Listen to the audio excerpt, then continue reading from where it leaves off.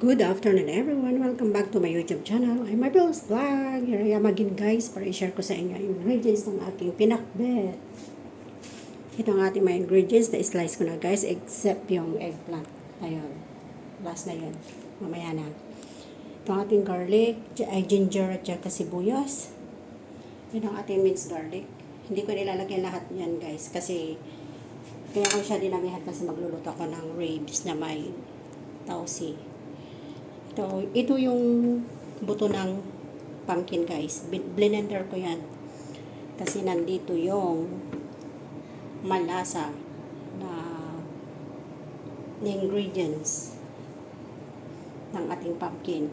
Upang hindi sayang, maraming benefits yan na nakakatulong sa ating kalusugan. Kaya ng kamatis.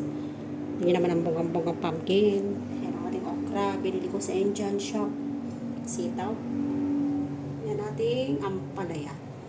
May start na tayo guys para may oras pa na makapag may rest. May rest. Start na ako guys. Thank you for watching everyone. Ipapakita ko na mamaya yung maging result ng ating pinakbet. Ayan. Ang ilalagay ko dyan ay bagoong na isda. Ayan. Kasi yung alamang natin ay ubos na. Konti na lang guys pala.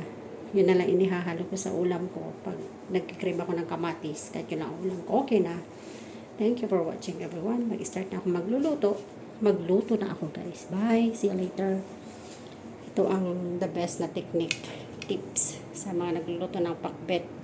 Tiyaga lang siya guys. I-blender natin yung buto ng pumpkin. Okay? Bye everyone.